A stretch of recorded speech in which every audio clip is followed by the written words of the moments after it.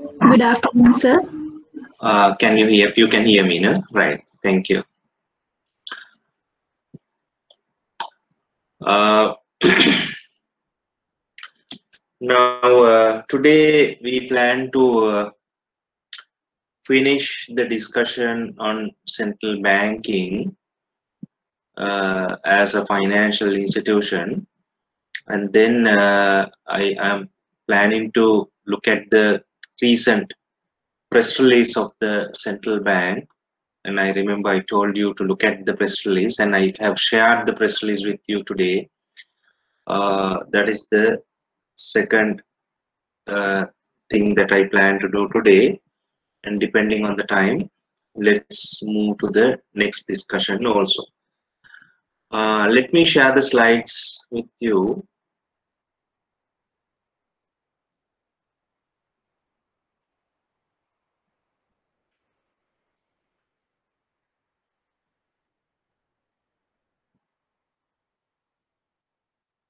I think last week we stopped somewhere here.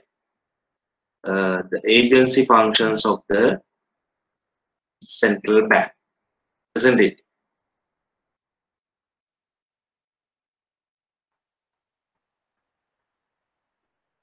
Do you remember where did we stop? I think agency functions of the central bank. And I told you to look at the central bank annual report part 2 to get some understanding about some of these functions of the central bank. Remember? Did I tell you?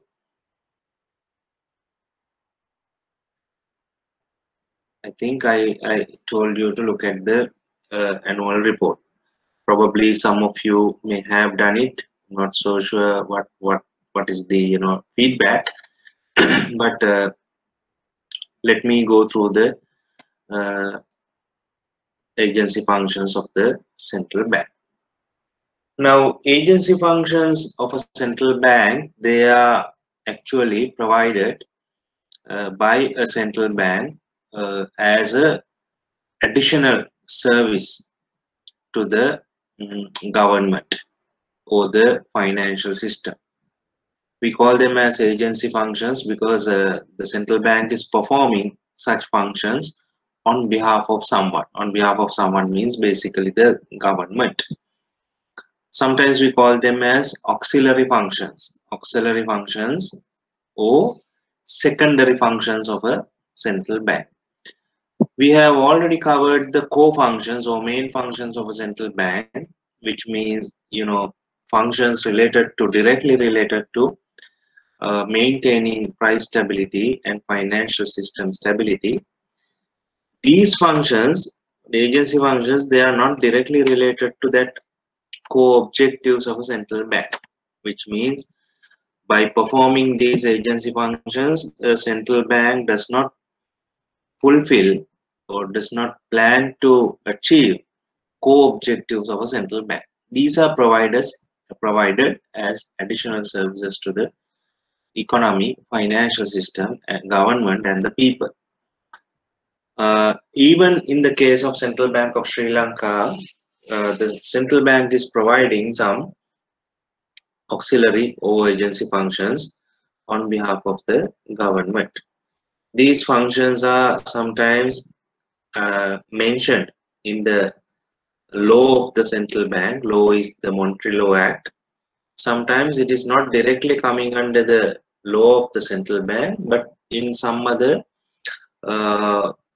additional or some other legislations.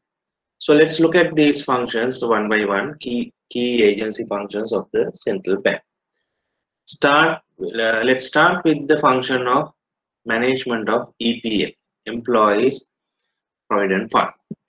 I think you have some idea about the EPF. EPF is the largest superannuation fund for the private sector. Superannuation means it's a retirement benefit scheme. People work, and after retirement, if they work for the government, they get a pension. But if they work for the private sector, they get a superannuation facility. Superannuation means EPF, Employees Provident Fund, in trust fund. Likewise, there are some additional benefit schemes.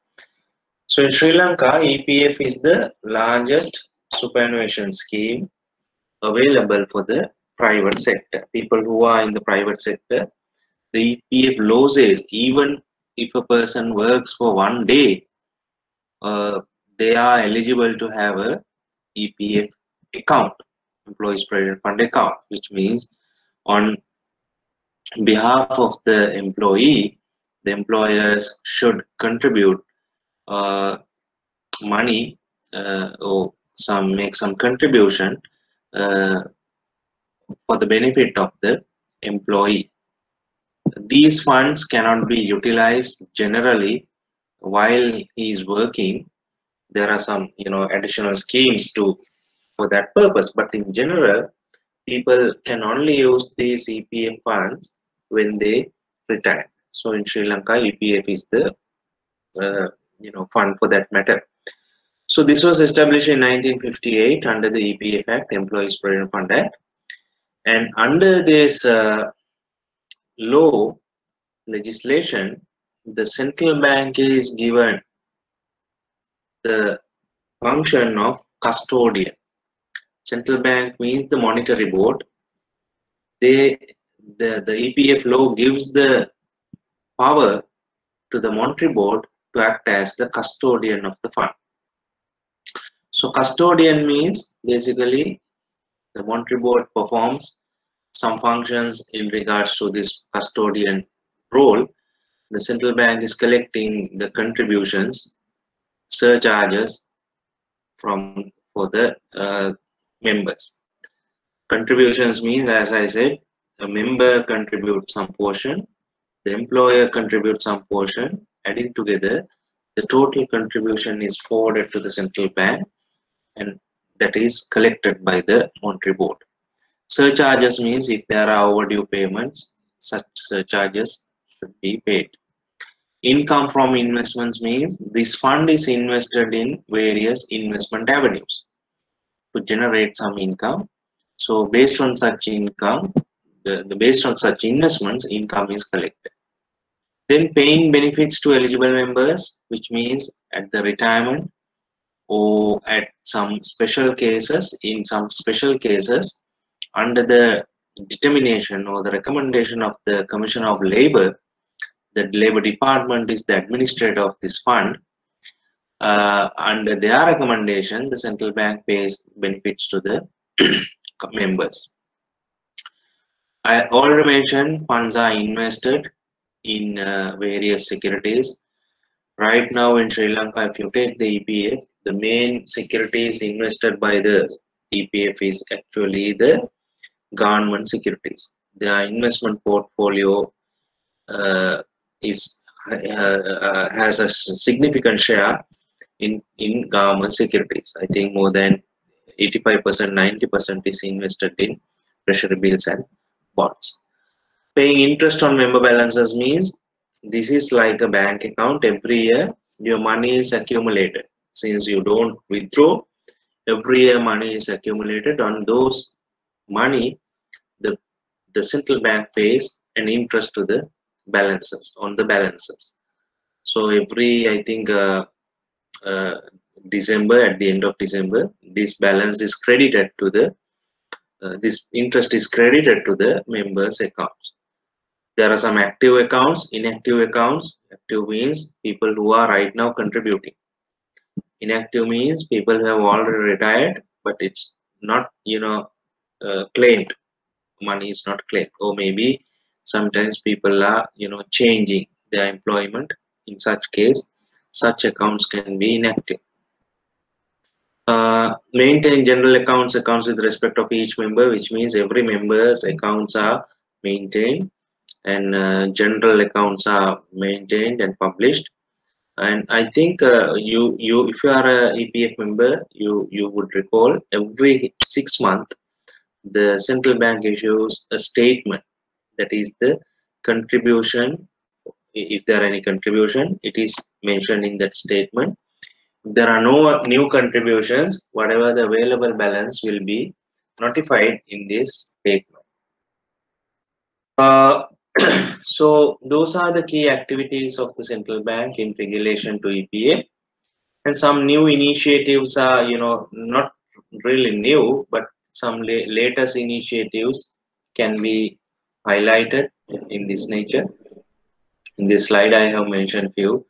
I'm not going into details, but the central bank uh, initiated these activities like providing member account statements. Pre-retirement refund scheme was initiated, I think, sometimes back. The government decided, okay, members can withdraw up to 30% facility, up to 30% as a facility. So that was one of the latest schemes. I think now it's not in operation, but that was there few years back. Housing loan facility means members can take a housing loan from a financial institution by keeping the CPF as a security or as a collateral. I think this is a repetition. We can remove it. Image scanning project means EPF has large amounts of member accounts and the documents. The central bank is basically started a project to digitize these projects, image scanning.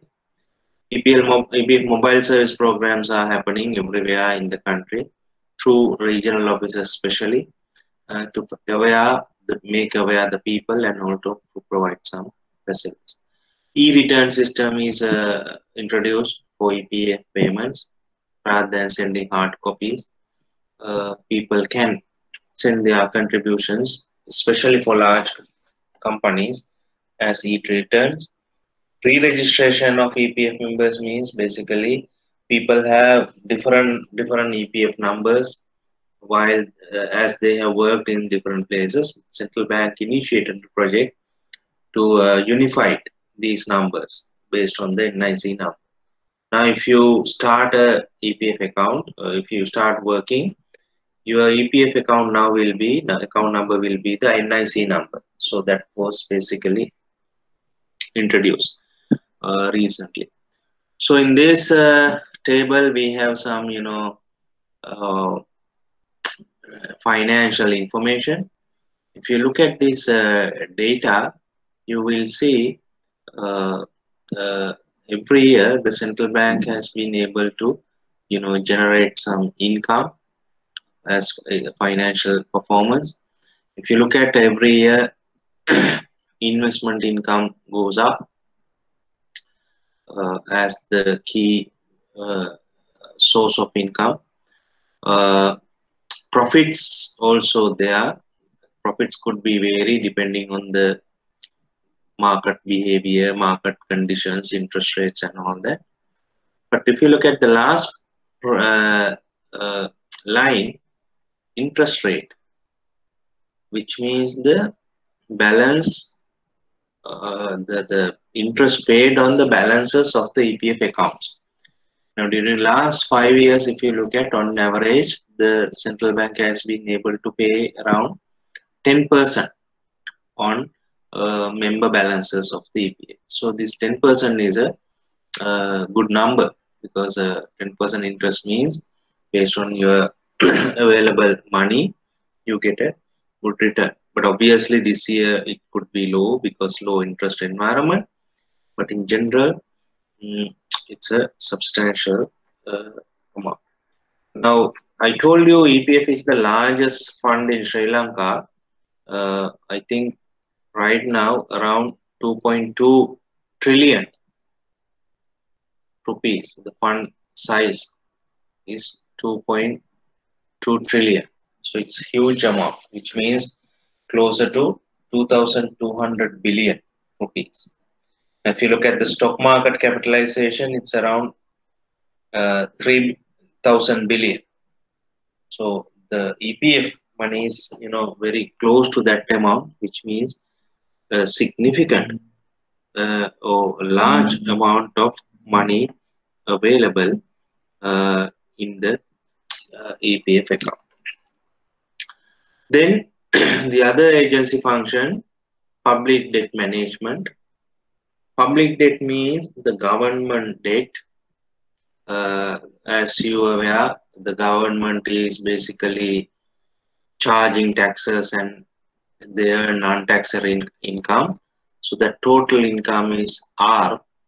Out of this, the government is making expenditure, current expenditure, which means for daily salaries and all that, plus capital expenditure, capex, which means to build roads, bridges, and all that.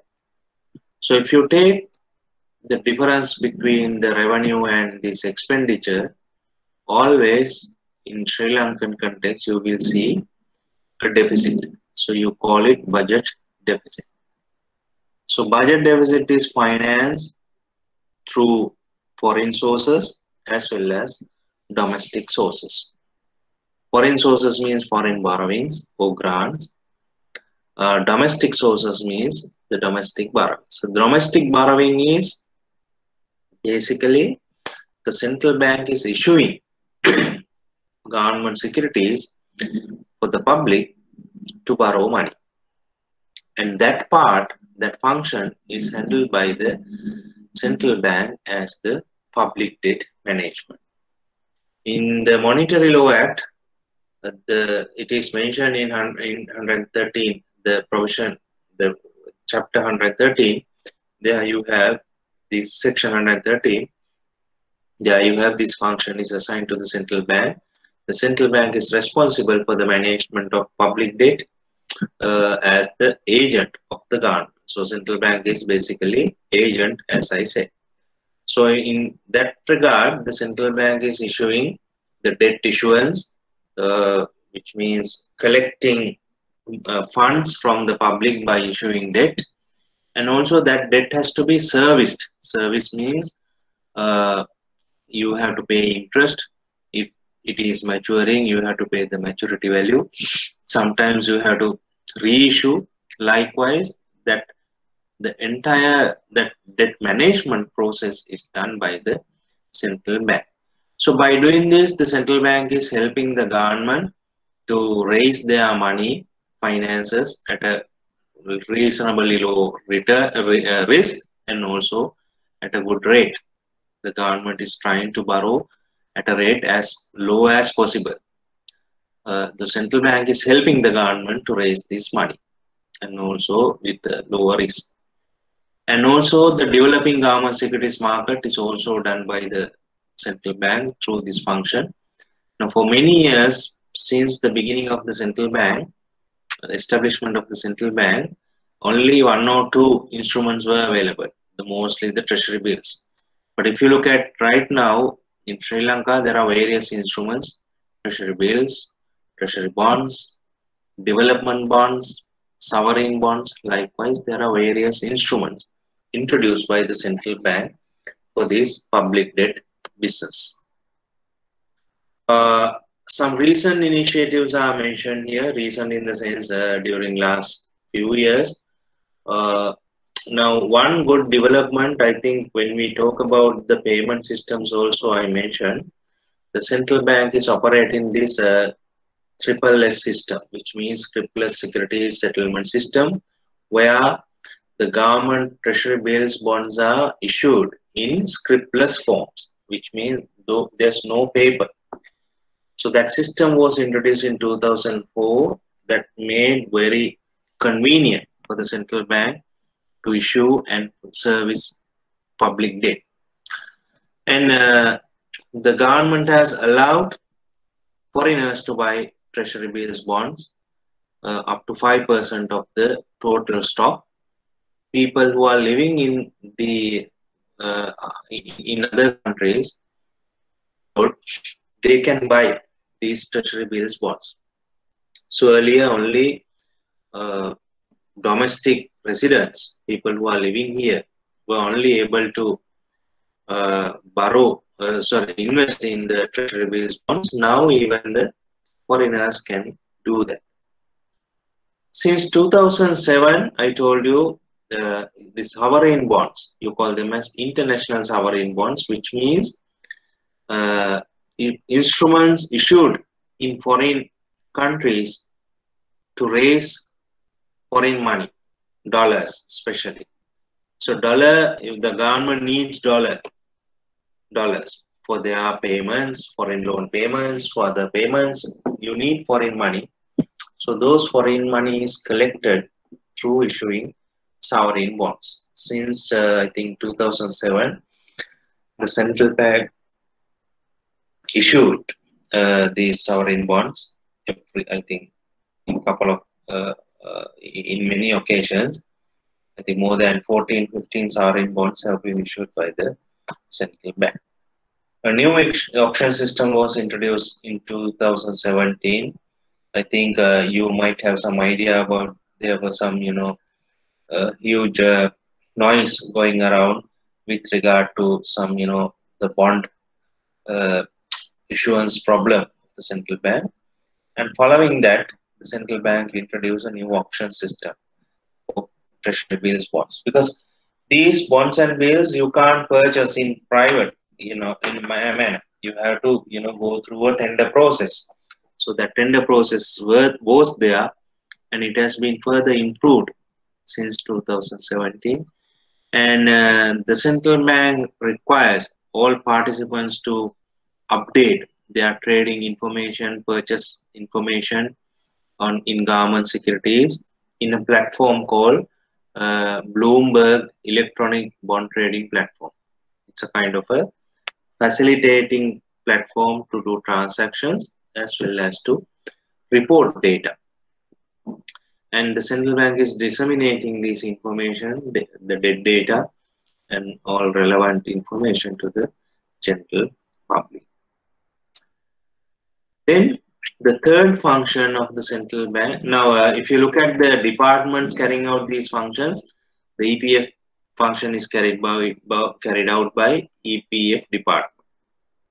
Public debt management is done by public debt department. And then we have the regional development department, who are basically helping for the matter of financial inclusion. Financial inclusion is related to the regional development activities. We know in Sri Lanka, there are a lot of areas who has no, proper access to financial facilities.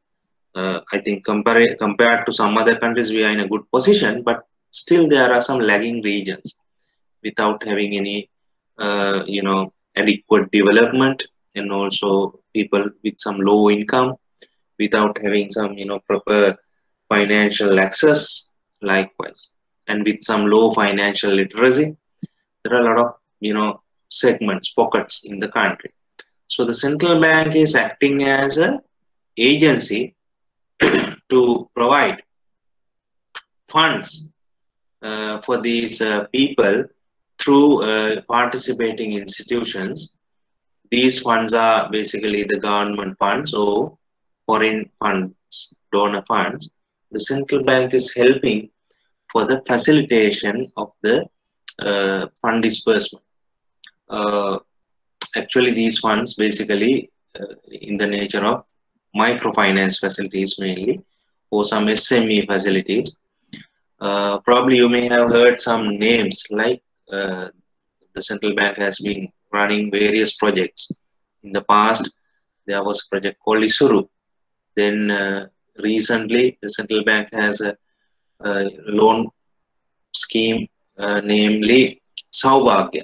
Right? All these are meant to support the rural sector and the small and medium scale sector, especially during the COVID time also. The central bank supported these segments through these facilities.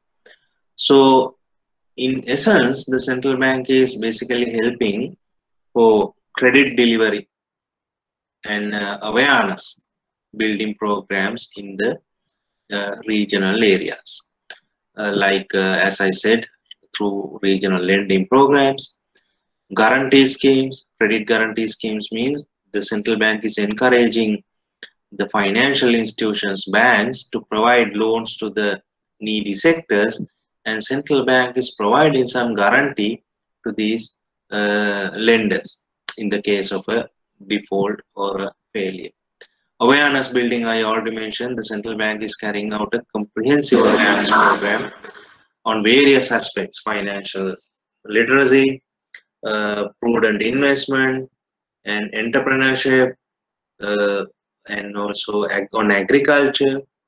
Many areas, central bank is conducting awareness programs for the uh, regional people, especially the regional sector, but segment, but across the country. Provincial officers are there of the central bank. I think roughly uh, approximately 6 officers are operating across the country, starting from the Kilinochchi and ending from Mathura. I mean, if you take the entire geography, in main locations, these regional officers are established to support this activity.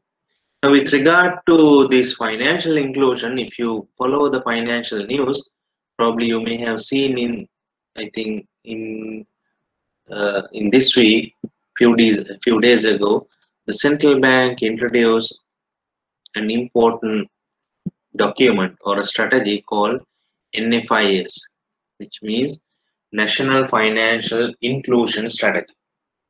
Financial inclusion means, as I said, bringing all stakeholders and allowing or facilitating these stakeholders to enjoy finance or access to finance is ensured.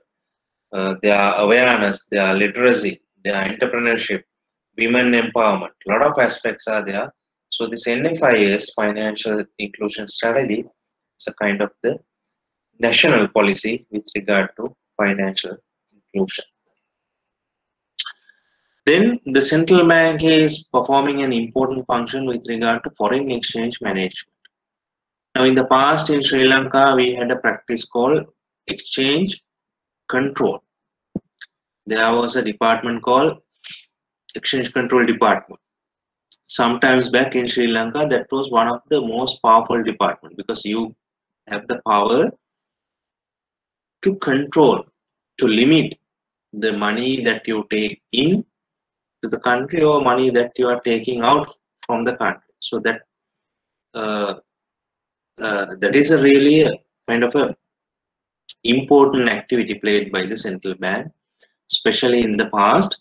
But now the central bank is not basically controlling or limiting foreign exchange, but basically the central bank is now facilitating through foreign exchange management. For that matter, there is a department called Foreign Exchange Department, the central bank.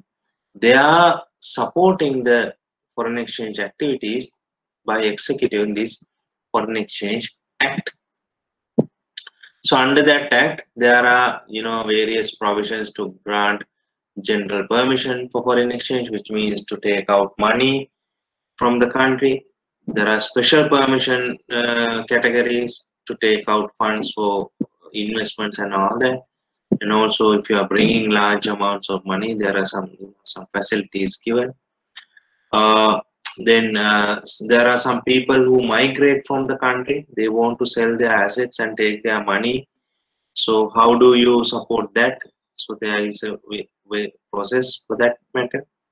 And there are some investors or companies who have established elsewhere in some other countries and operating here, and their foreign exchange related issues are basically monitored and handled by this department. And also sometimes some surveillance monitoring if the market is behaving unethically, some monitoring investigations, that part also handled by the foreign exchange department.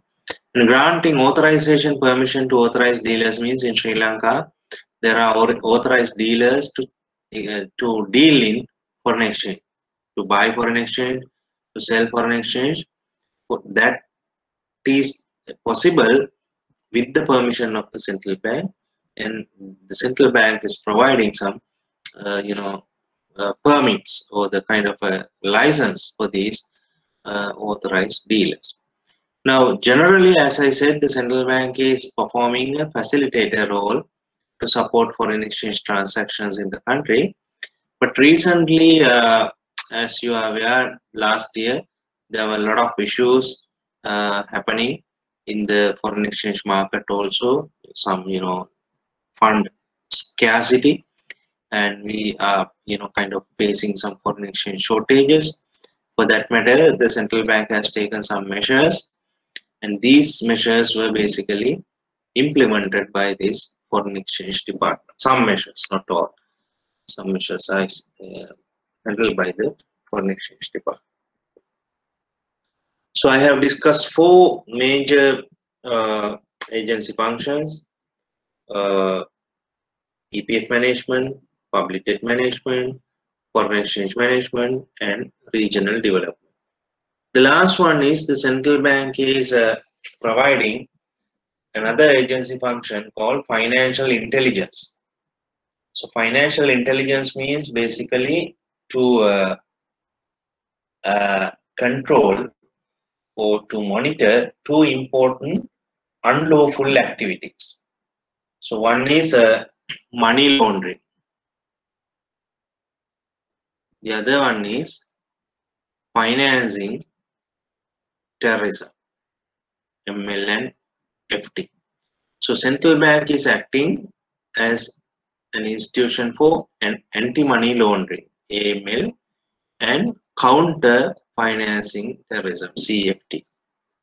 So these two are actually some recent functions acquired by central banks in the world, around the world, especially after 2001 attack in the USA to the World Trade Center.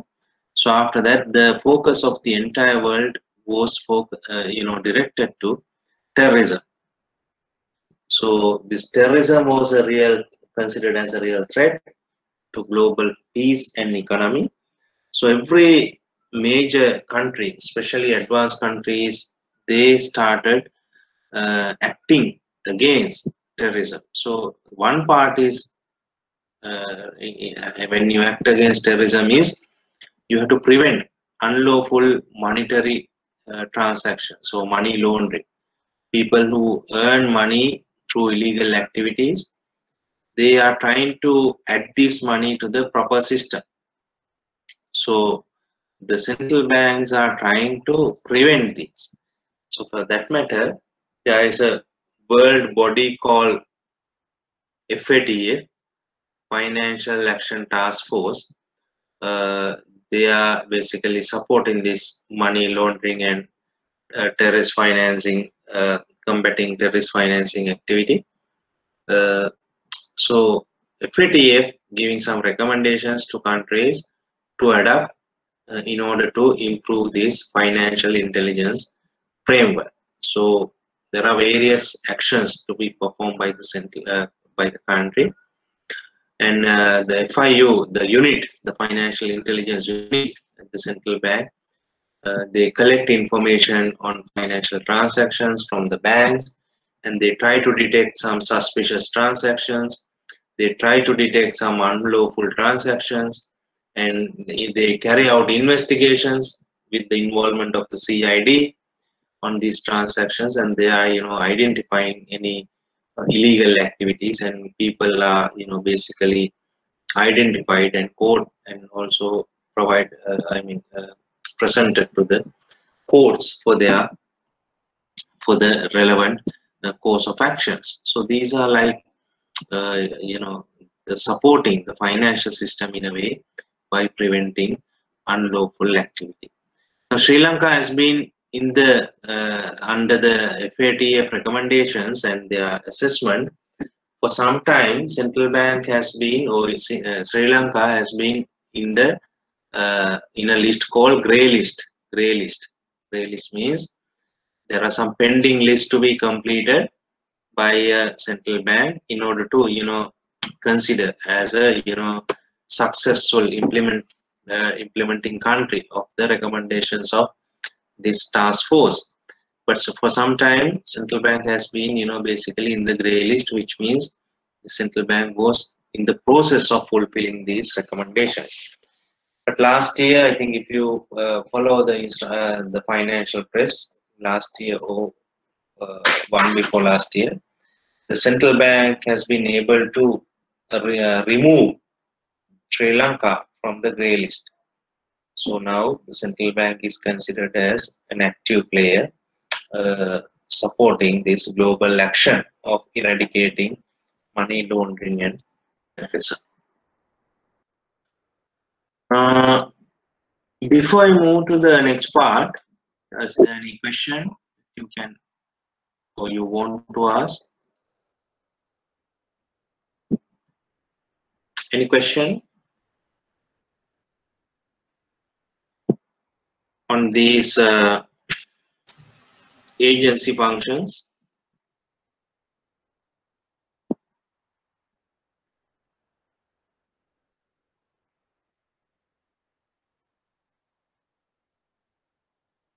Okay, clear?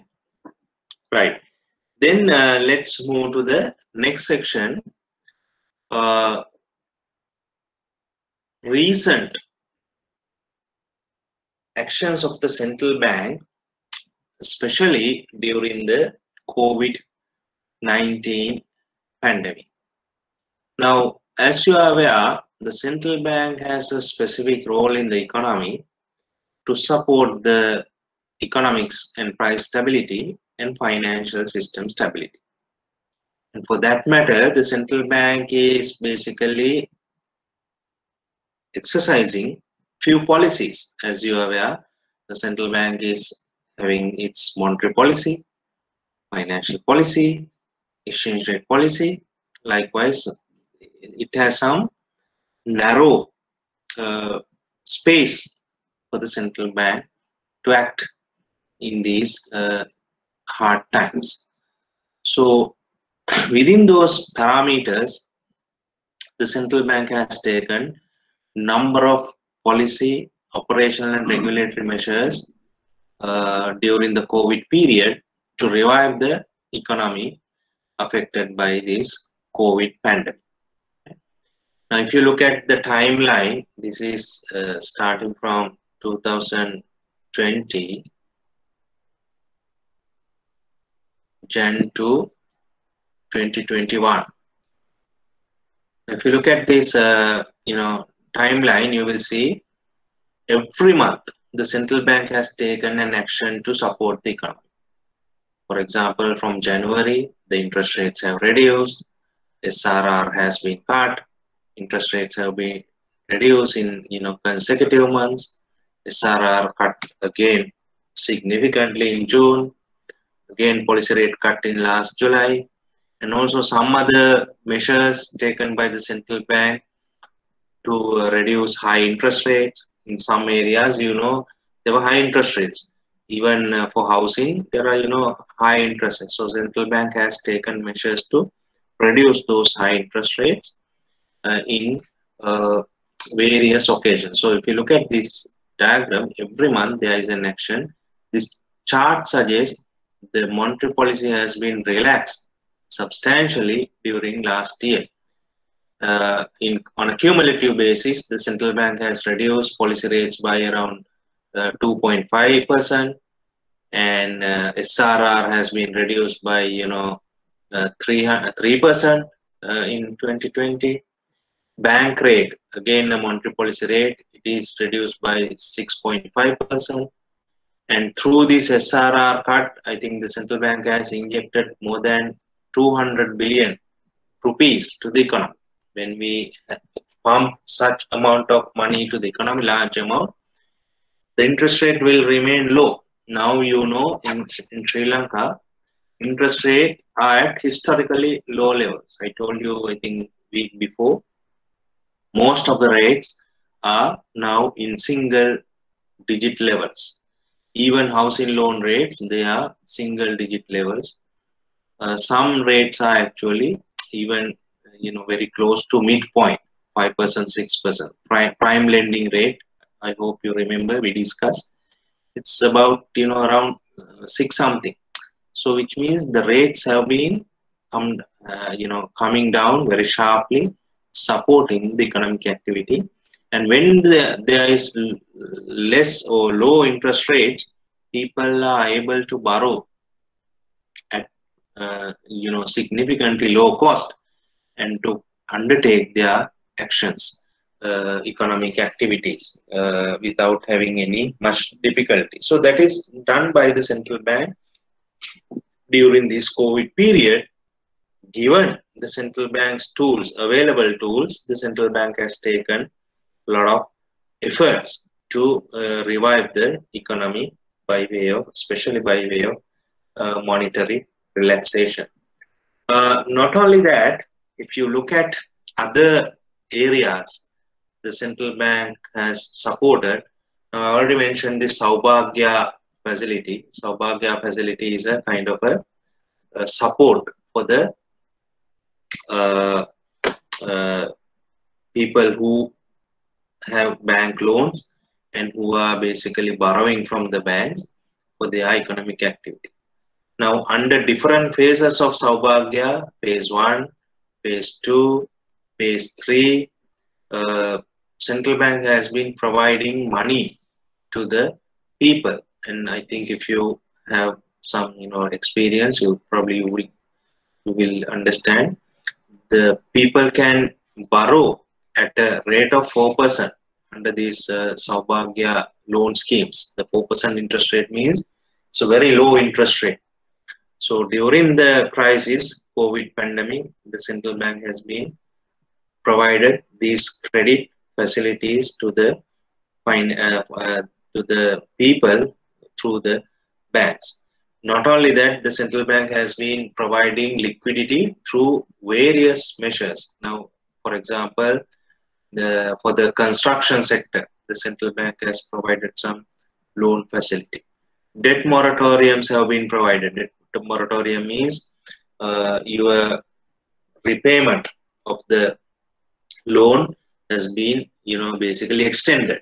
You are given some grace period not to pay the loan.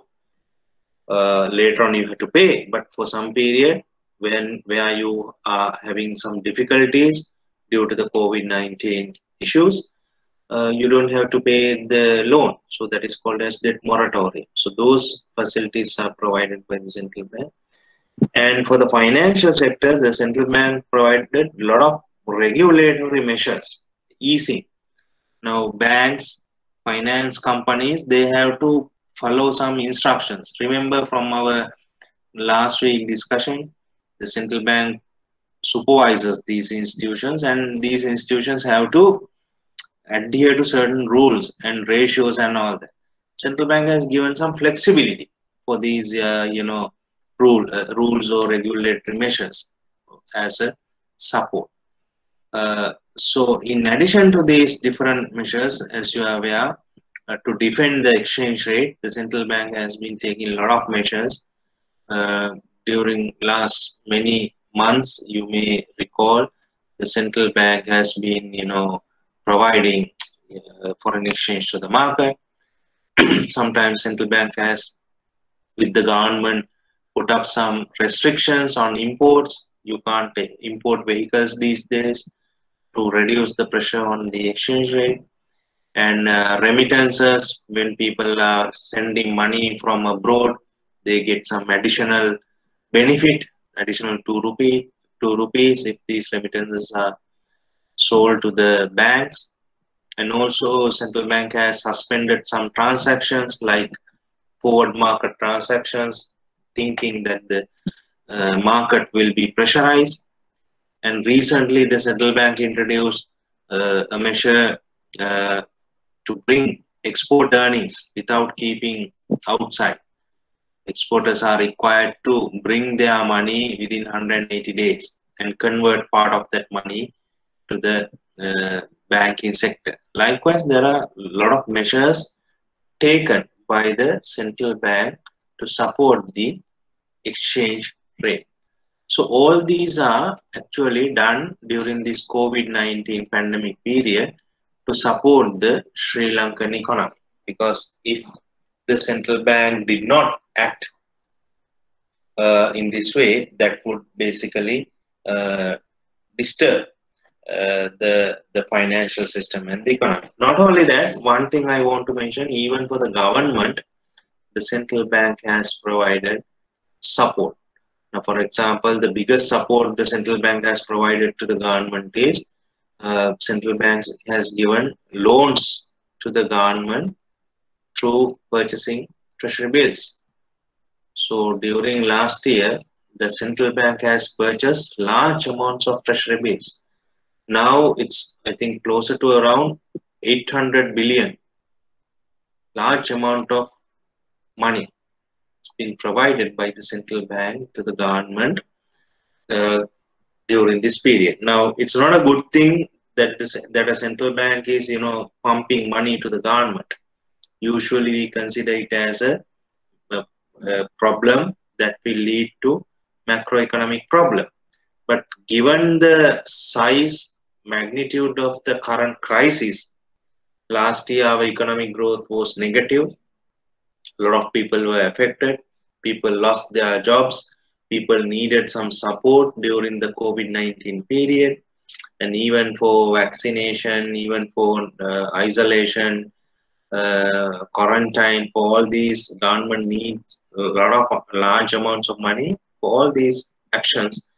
The central bank initiative or a central bank's contribution by way of providing loans to the government, I think helped the government to run smoothly. Okay, so I really recommend you. Maybe this could be in your exam or may not be in your exam, but I think it's really important that you have some idea about the central bank action. So here I have given you this link uh, on the measures taken by the central bank in view of COVID-19 pandemic as relief measures. I recommend you look at these measures taken by the central bank in order to have some understanding about the central bank's role during the pandemic period. Okay. Then finally, I think you don't have this slide with you because I just added this slide today. Coming back to our uh, task in the sense I asked you to look at the monetary policy press release on 4th March.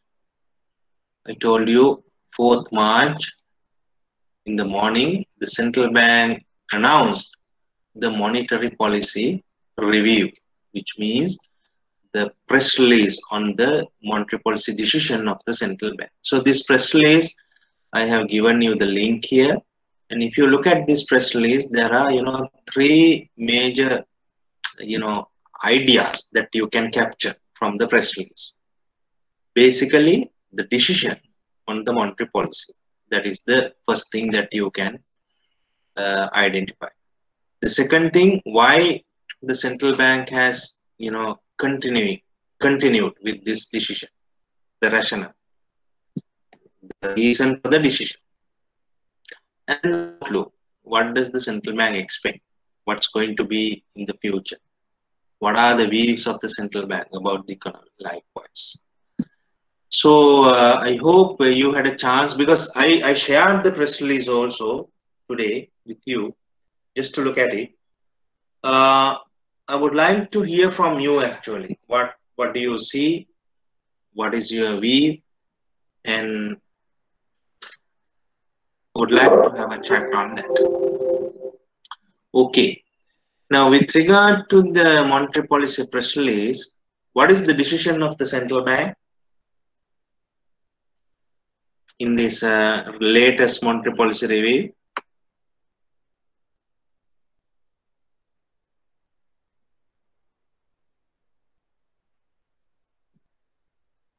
I would like to hear from you. I'm sure at least one of you may have looked at the press release because you can't undermine it. It will be in your exam.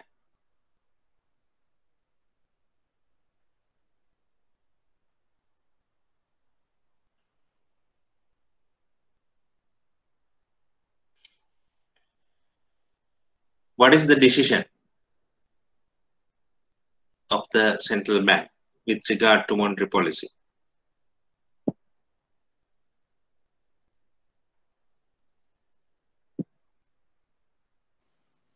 They have decided to maintain the current rate of SDFR and SLFR.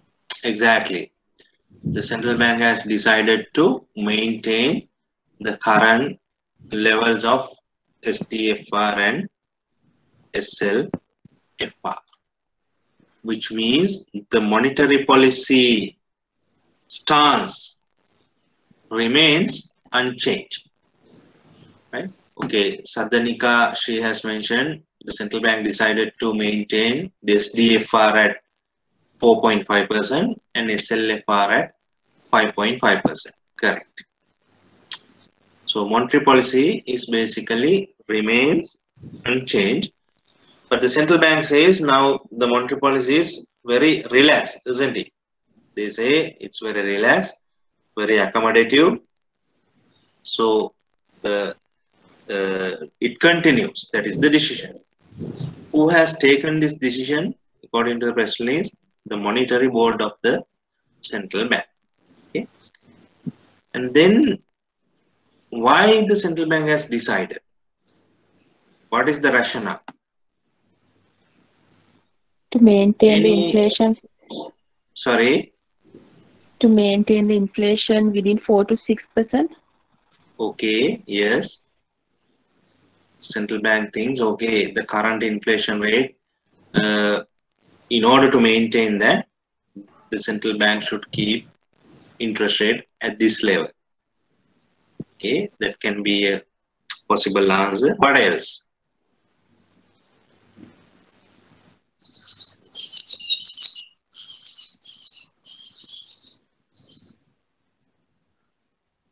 To provide funds to the domestic production. Okay, which means to support the economic activities. When you keep interest rates low, that supports economic activity. Is that you? I mean, what your answer is basically, I mean, indicating that? Yes, sir. Okay. Increase the domestic production. Yes, domestic production means you support economic activities. Yes. How do you support economic activities? When you keep interest rates low, people will borrow, the bank credit will be, extended. So people would start doing economic activities and that will support the production. What else?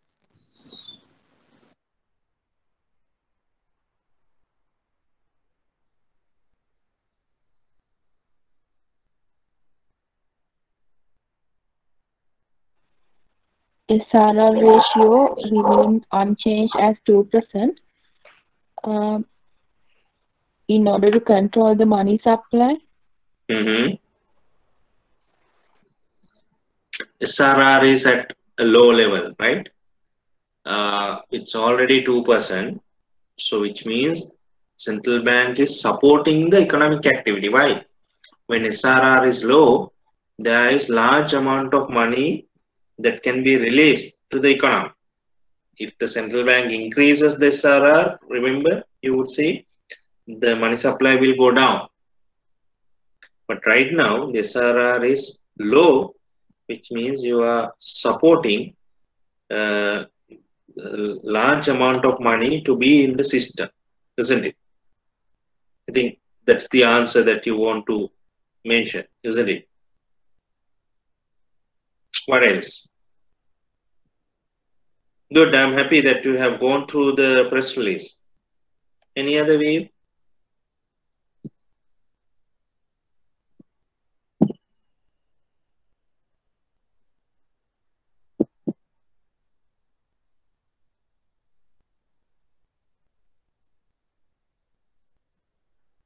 So, slowdown in the credit disbursement to the private sector.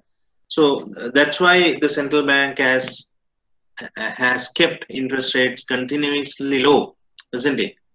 Central bank wants to see more credit going to the economic sectors, because to increase production you have to have activities. So to support such activities, central bank is keeping interest rates low and then uh, expand the credit supply to the economy. All are correct answers. So the final point, what is the outlook? What does the central bank expect for the future?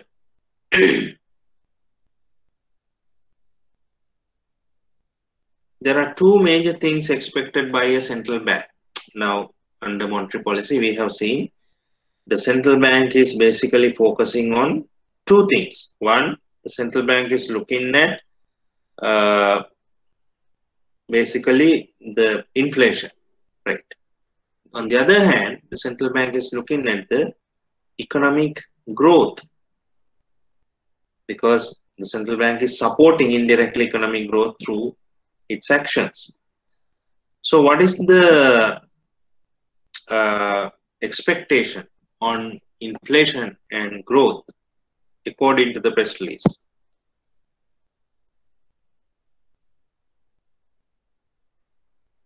Any we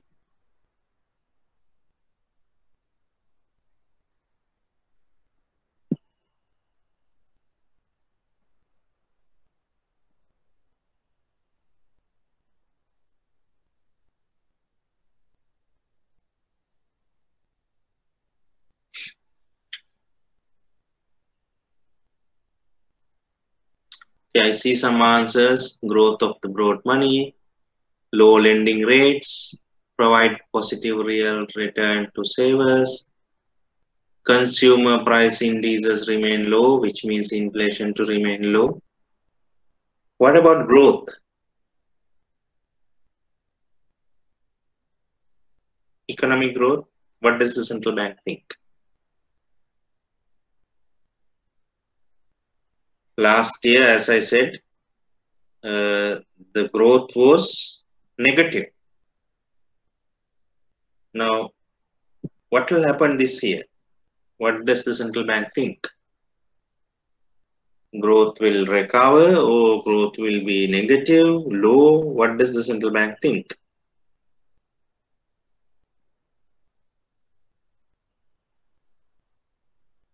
High growth.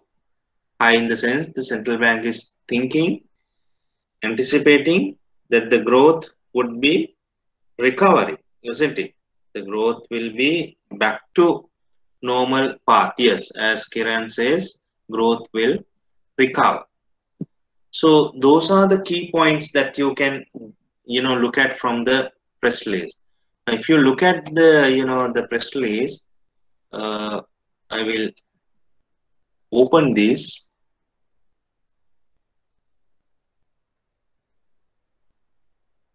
Can you see the press release?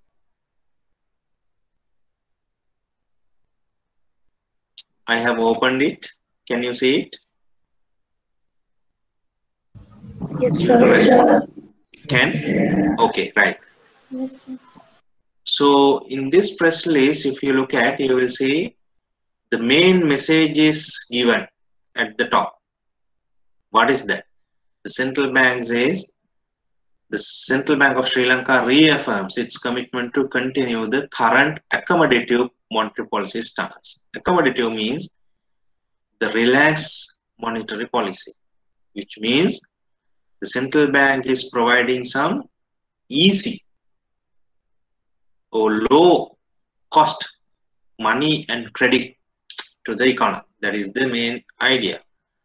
So accordingly, as someone said, the central bank decided to maintain interest rates at the current levels. So what are the current levels? 4.5 SDFR and 5.5 SLFR. Now remember, in your exam, if you have to answer this question, these are the rates. Okay? We don't know whether there will be a change in the future, but right now, at present, the central bank basically considers these, maintains these rates at the current levels. So reasons are given in the press release, as someone said. There is a slowdown in credit, inadequate lending to productive sectors, and that there is a need that the financial sector lend to productive sectors in order to support the recovery of the domestic production. I think most of you have mentioned that. And if you look at the rest of the press release, the central bank is providing a rationale, a kind of a discussion for these key points. Now, if you look at each and every section, the central bank talks about the growth, the external sector, and then what has happened to the interest rates, credit, global environment. Likewise, the central bank is providing a kind of a explanation on its decision. And as I said, there are some expectations or outlook is mentioned. Now, central bank says the economy is expected to recover notably in 2021. And here the central bank says inflation is projected to remain subdued. Subdued means the central bank thinks inflation will be maintained in the target range of 4.4 to 6%. Okay. So likewise, the central bank is giving some decision, explanation, and also some futuristic views. Now in this press release, they only say inflation will remain in this range. But if you look at the previous press release, this chart was there. What I show here, in the January press release, not in this one, this chart was there. We call this chart as a fan chart.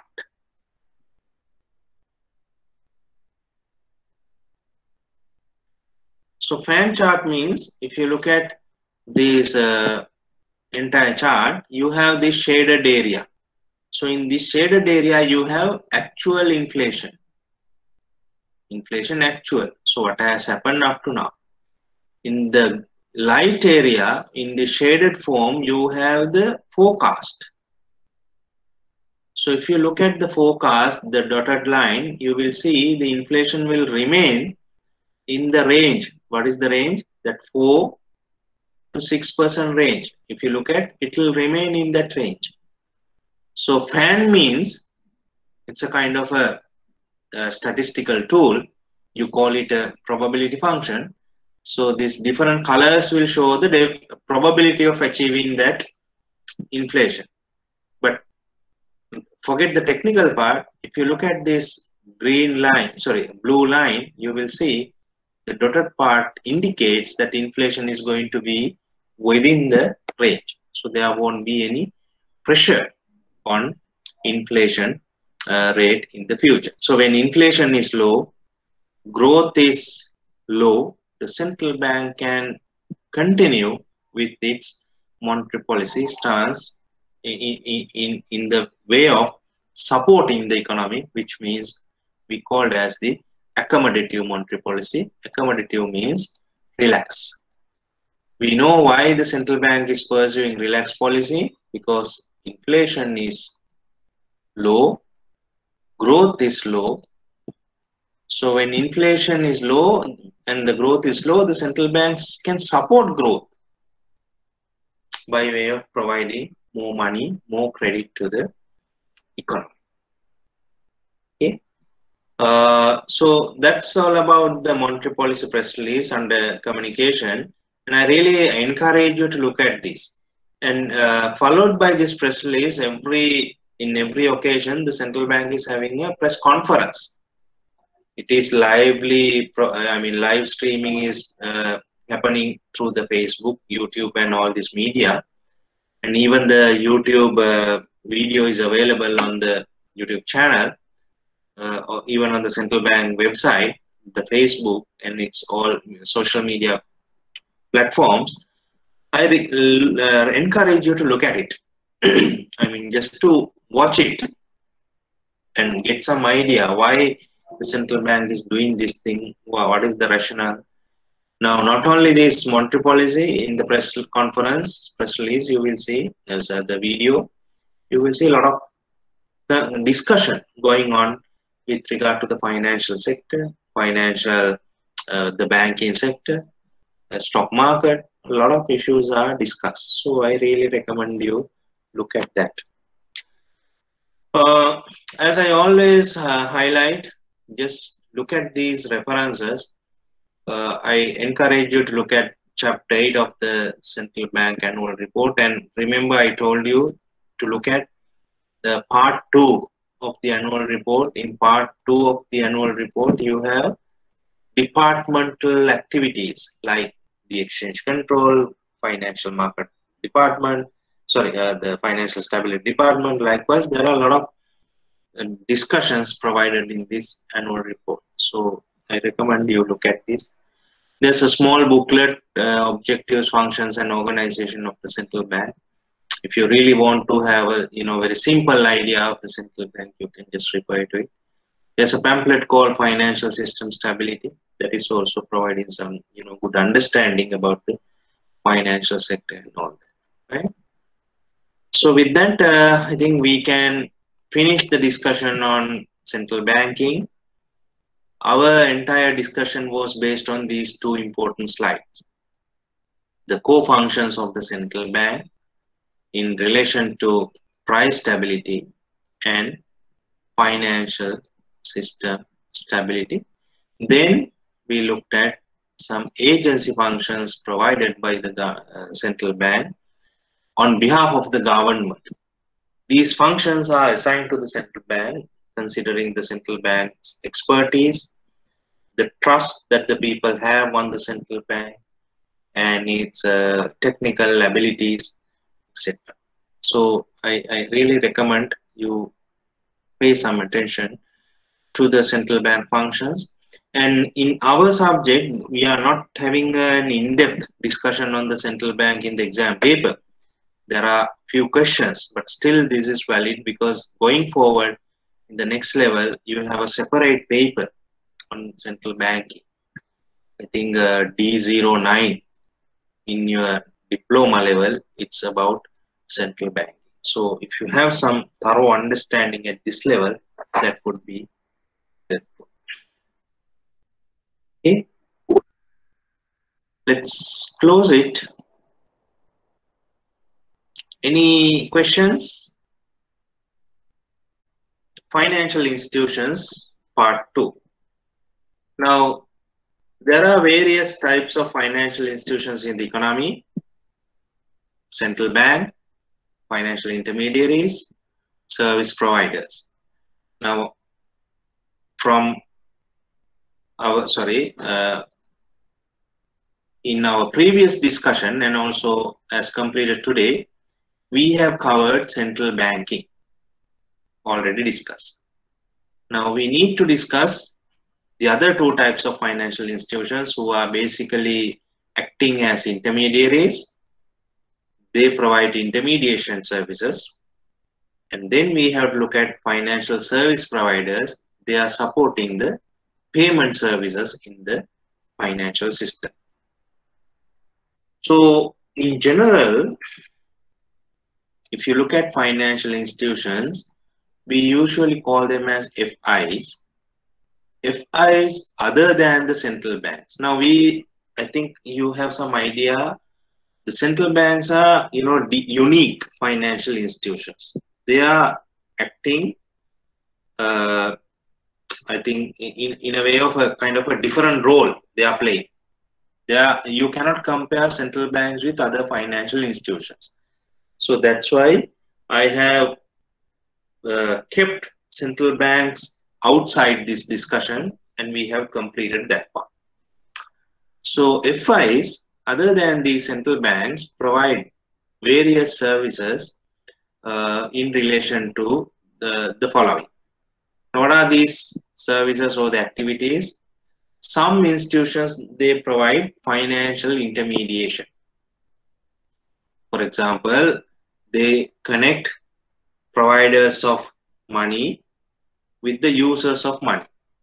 and create new financial assets. For example, a bank would connect a borrower with the depositor, and they create deposit and loans. That is one type of activities performed by FIs. And then they would support exchanging financial assets. Now, for example, the FIs like brokers or dealers, they are helping to make a transaction. If you want to buy a share, you go through a broker. So he is facilitating your transaction. If you want to buy a bond, you go through a dealer. He is facilitating your transaction. So in that case, some are helping to exchange financial assets. Some are helping to create, buy and sell financial assets in different markets. Now, for example, there is an action called underwriting. Underwriting means some people are helping to issue shares. Now, earlier I told you people buy shares or sell shares. Who's issuing? Issuers are different. So when people or companies want to issue shares, an underwriter should come and help. The issue. Some people, some FIs, they provide investment advice. For example, if you want to make an investment, what are the best investment avenues? How do you make a investment with high return and low risk? How do you diversify your money among various investments? For that matter, there are people like, investment banks, or maybe if you want to, buy a firm, if your company wants to have a merger with another company. For those matters, there are some FIs providing investment advice. And some institutions, they provide fund management facilities. For example, pension funds. Those have to be managed. I told you, people's retirement money are collected in a pension fund. That money, if you keep in idle, you won't deliver any return or derive any return. So in that case, money will be wasted. So such money have to be invested. That part you call it as fund management. Now, these different activities are conducted by different FIs. Some institutions are providing various activities. I think if you take these 5, maybe some are providing 3 or 4, at least 2. For example, banks are providing financial intermediary service. Some banks are helping this financial asset business. Some are providing even investment advice. There are some institutions, they are only specifically specialized for one activity. For example, if you take this fund management activity, a lot of people, they can't do it. You have to have expertise, and there are some specific institutions for that. So if I go back to this first statement again, FIs provide financial services in relation to one or more than of the following. Okay? I think you have some idea about their nature. So who are these financial intermediaries? I told you we have basically 2 types here: financial intermediaries and service providers. To start with, who are the financial intermediaries? I think we already have some idea. Financial intermediaries are institutions that help connecting surplus and deficit units in the financial system. And they are doing it through indirect financing. I hope you remember this diagram that we presented on the very first day. So in the economy, there are excess units who have savings, who are the lenders in the economy.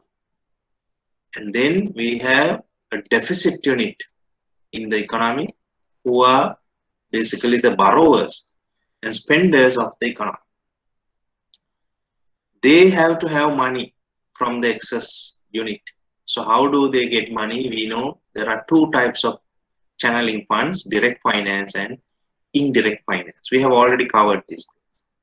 So financial intermediaries are basically providing indirect finance because they are acting as middlemen. They are acting as the third party. Third party in the sense they are in the middle of this transaction. The bank is basically supporting by way of collecting money and channeling that money to the needy sectors. So financial intermediary is basically helping with indirect finance.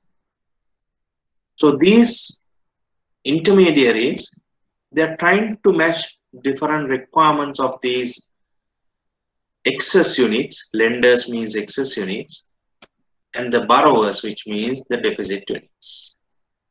So the role of the intermediary is here is trying to make a match between these two different requirements. Lenders are having different requirements. For example, they are thinking about the return that they would get. If you have excess money, if you deposit in a bank, you are worried about the return, the interest rate that you get. And also you are considering about the risk, whether your money is subject to any risk, whether you will recover your money back. You are concerned about risk. Liquidity, which means you are thinking whether I should be able to get this money at any point. You deposit today, if you need it tomorrow, can you get it? So you are thinking about that. And the transaction cost. You have to fulfill all these things with a very minimum transaction cost.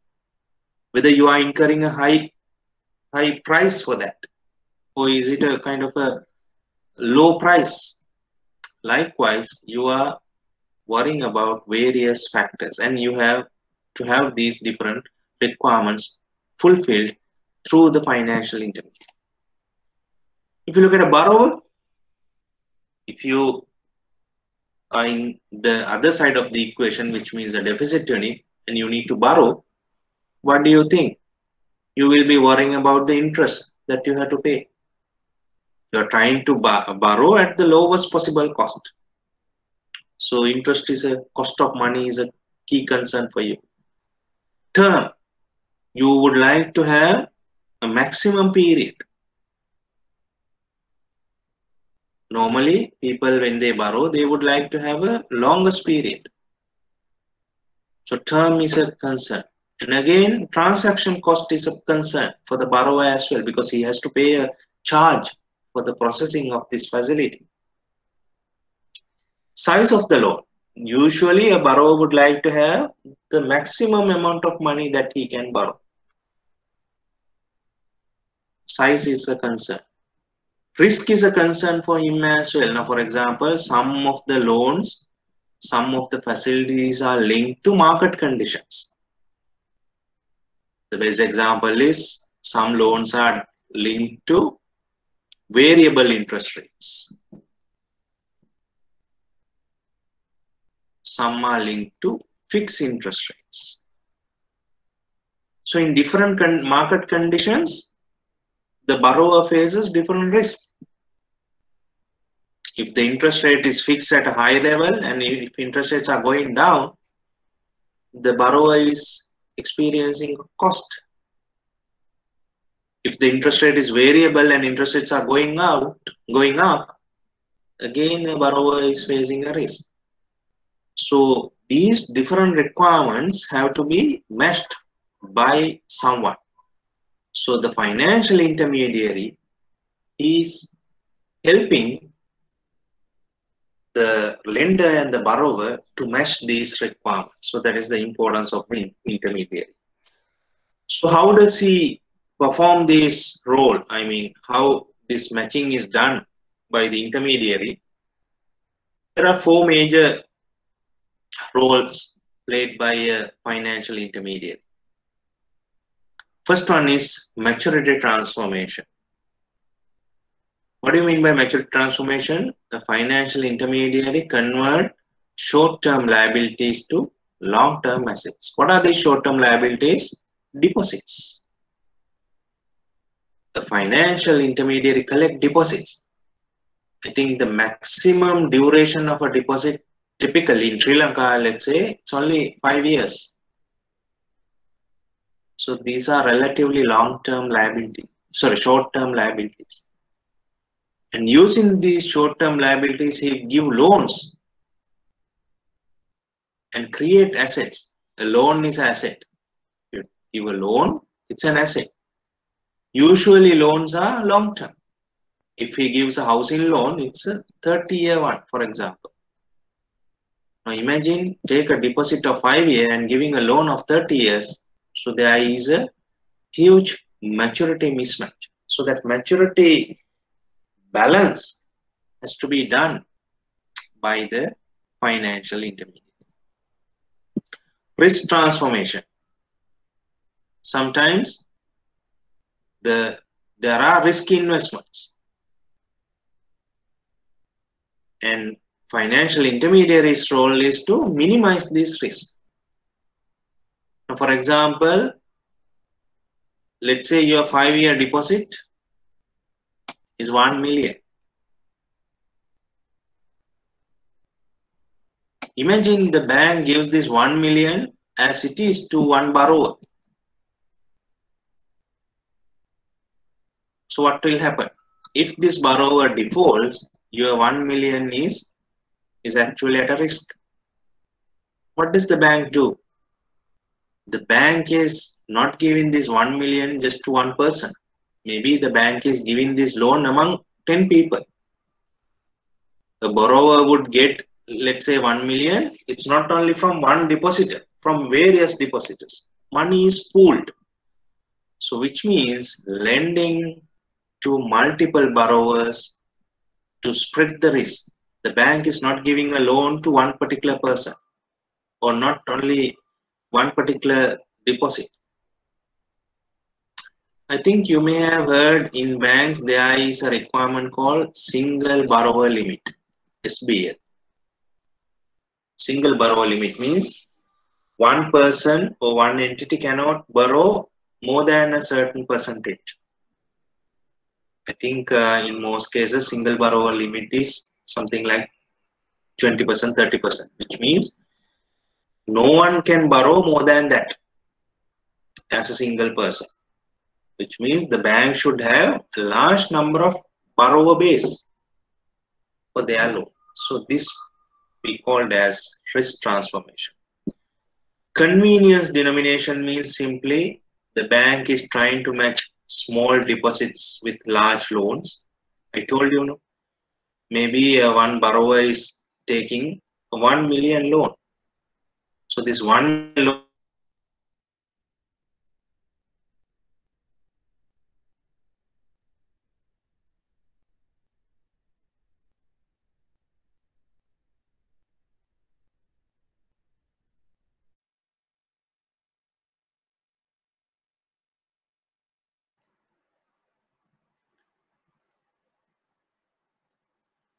I'm sorry, I got a message saying that I have been disconnected from the discussion.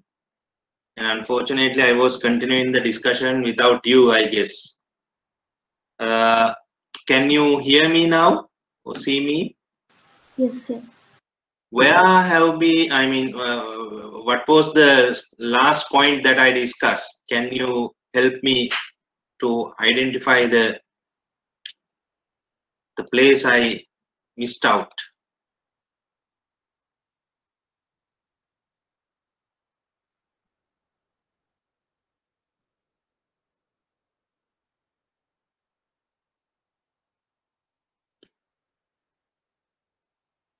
I was in this slide. Were you, I mean, did I discuss this slide with you? No, sir. This one?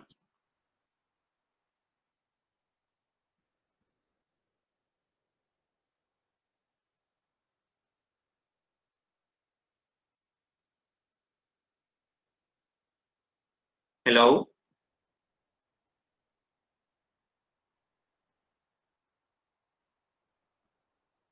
Hello, can you hear me? Yes, sir. I think I discussed with this thing with you, right? So when was the last slide, the last point I discussed? What was the last point? Third point, sir. Third point, convenience denomination, isn't it? Yes. Okay, great. I think we have only missed a few things. The last point, I think I don't need to repeat this again, right? So maturity transformation means the financial institutions are able to convert short-term liabilities to long-term assets. For example, taking a 5-year deposit and giving as a 30-year loan is a maturity transformation. Risk transformation means the bank can, accept a deposit and give it to large number of borrowers to spread the risk. If a bank gives the deposit to one borrower, then there is a huge risk. The bank would lose money. But instead, the bank is spreading the loan with various borrowers. So that is risk transformation. Convenience denomination means banks are matching small deposits with large loans and large deposits with small loans. For example, a bank can give a, let's say, a 1 million loan, for example. To create this 1 million, maybe he is using 100 people's deposits. So matching a large loan with small deposits. Then on the other hand, maybe there's a large deposit, 1 million deposit. This can be given among 100 borrowers. So matching a large deposit among small borrowers. So this entire process, you call it convenience denomination. Last point, I think what you missed is asymmetric information problem. There is could be a knowledge gap or information gap between the transactions, parties of transactions. So when there is such knowledge gap, there could be two problems occurring. In finance theory, the first problem that could occur is adverse selection problem.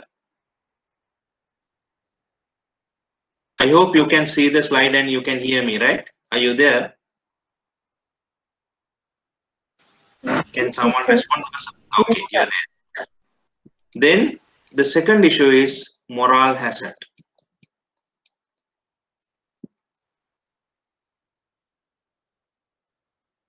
So in finance theory, when there is asymmetric information, these two problems can occur. Asymmetric information problem means people do not have full set of information. There is an information gap. So as a result, these two problems could occur. What are the problems? Adverse selection. Adverse selection can occur before a transaction completes. What do you mean by adverse selection? A person can give a loan to someone knowingly, or the person could give a loan to someone who's having the possibility of defaulting. There's a large possibility that that person would default, but you give a loan because you don't have enough information about his loan repayment ability and all that, right? So that could lead to default. Default means credit risk. The other problem is moral hazard. That happens after the transaction. For example, a person who knows that he is going to default will take a loan and happily default. He knows he doesn't have the ability, but he takes a loan and defaults the loan. So again, that default is basically credit risk. In both cases, what will happen? You make a loss. You will lose money through this adverse selection and moral hazard. Financial intermediaries, for example, banks, they can address this adverse selection and moral hazard problem, and as a result, they can solve this asymmetric information problem. Now, for example, how does the bank address this issue? Adverse selection. Before taking a loan, a bank would do a thorough evaluation, isn't it? They would ask your, income, your ability to pay, your family information, guarantors information, even your parents, grandparents information, where do you live, every information and collateral information, everything will be captured or gathered by the bank and do a thorough assessment, credit appraisal before giving you a loan. So that way they reduce the possibility of default. Similarly, moral hazard. After giving you a loan, a bank would do a follow-up. Especially in the case of project loans, they don't give the project loan the entire amount at once. They will give a portion and they will monitor the progress. After that, they will release the balance part. So likewise, they do a thorough evaluation and collect information, and as a result, they reduce the knowledge gap. So bank, financial intermediary, they are in a position to reduce this asymmetric information problem. When they can reduce the asymmetric information problem, they can solve this knowledge gap, and as a result, they can reduce the possibility of default. The credit risk is basically minimized through an involvement of the financial intermediary. So keep these few things in mind. The key role or the important role played by financial intermediaries: maturity transformation, risk transformation, convenience denomination, and solving the asymmetric information problem. What are the advantage of these key roles? So the cost advantage. Through intermediation, you can reduce the cost. Rather than going directly to the market, they are able to reduce the cost. They can reconcile the conflicting preferences. Remember this slide? Here you have various requirements. So these requirements are matched by the financial intermediary. That's why you call it conflicting preferences are reconciled by a financial intermediary. Risk aversion. They help to spread out the risk. Remember, we talk about risk transformation here. So by that way, they are reducing the risk. Risk is basically avoided. Economies of scale, which means they are helping to, they are able to provide services at a reduced cost. Now in economics, there is a famous chart, this cost curve. So the cost curve, on this axis you have cost, this axis you have quantity. So when you produce smaller quantity, your cost is high.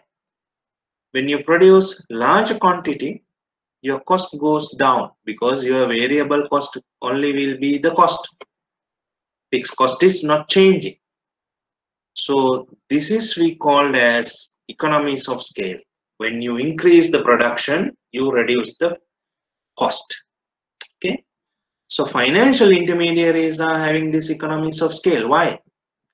When they have large amount of clients, they are not only providing services to one client, not only one customer, thousands of customers are there. So when they provide services to thousands of customers, they can reduce the cost. So cost is reduced through their volume. and their transactions, number of transactions. We call it economies of scale. The other one, economies of scale, scope, which means intermediaries can provide various services and provide an expanded coverage of products and services through intermediation. Through intermediation, we only know, for example, taking a deposit and giving a loan, isn't it? But during that process, for example, a bank can provide various services. For example, they can, through this process, taking a deposit and giving a loan, what are the facilities they can provide? They provide a passbook. They provide a debit card. Even you can ask for a credit card when you have an account. You can ask for a let's say a overdraft if it is a current account. You can ask for a checkbook. You can ask for investment advice. You can ask for bank's opinion. You can ask for a facility of standing order. You can ask for a balance confirmation statement. Likewise, through one service, through one activity of deposit taking and giving loans, intermediation, banks are able to provide a broader scope of services. That's why you call it economies of scope. Economies of scale means they are able to provide services at reduced cost. Economies of scope means they are able to enhance their product and services through their actions. So these are the advantages of financial intermediaries. I think I really encourage you to keep these two slides in mind. What is the significance of financial intermediaries? Then you have to write about their roles and how they, what are the advantages they provide in terms of the in their actions. There are some exam questions in the past papers relating to these two slides. So that's why I highlight the importance of these two slides. Then financial intermediaries you can classify into various areas.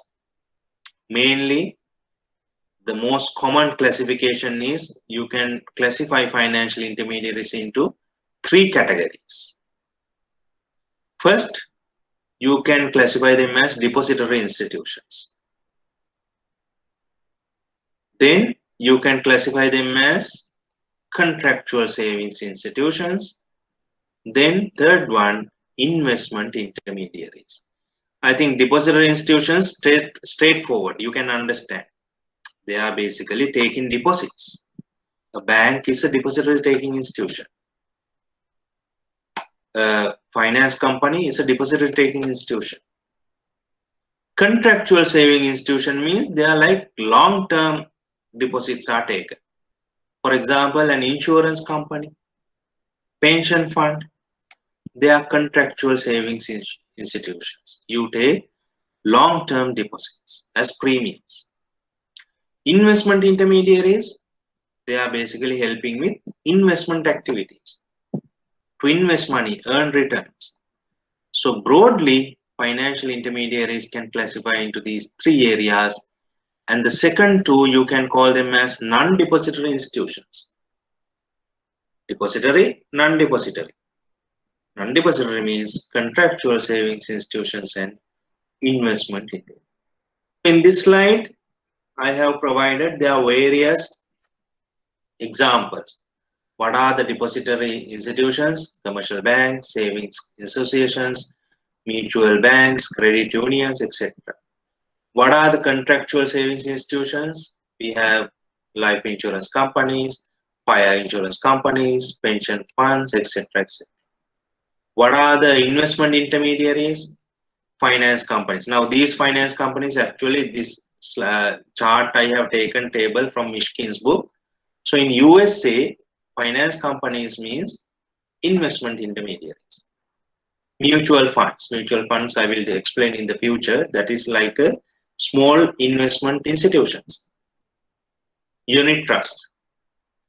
Then money market mutual funds, again, in the short term market, there are small unit trusts. They are investment arms.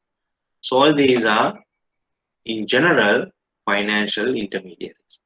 And their liabilities are different. Depository institutions, normally they take deposits, that we all know. Contractual savings institutions, they have insurance premiums and employee contributions and all that. I think they are also very familiar for us. Investment intermediaries, they have investment instruments like commercial papers, stocks, bonds, shares, etc. etc. What are the primary assets of these institutions? These depository institutions, their main assets are actually loans. They also can have investments, but mainly loans.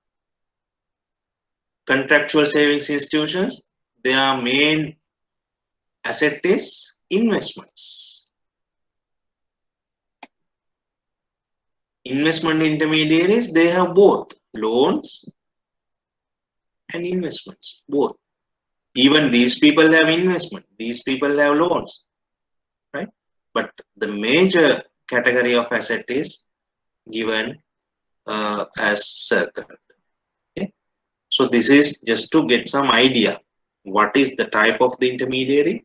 How they collect money? Primary liability means the way they collect money, source of funds. Primary asset means the way they use money, how they invest or give loans. That is the idea. Okay? Right. I think given the interest of time, and we have lost, I think, something like 10 minutes. Let's stop at this point. Let's continue our discussion next week. Okay. And probably I'll start next week with a session on financial news. So I really encourage you to look at some financial news this week. What's going to happen in the financial sector? What are the new information? How the markets have responded. Likewise, let's have a discussion at the beginning next week. Okay. Shall we stop at this point? Okay. Thank you and have a good weekend. I'll see you next week. Thank you, sir. Thank you.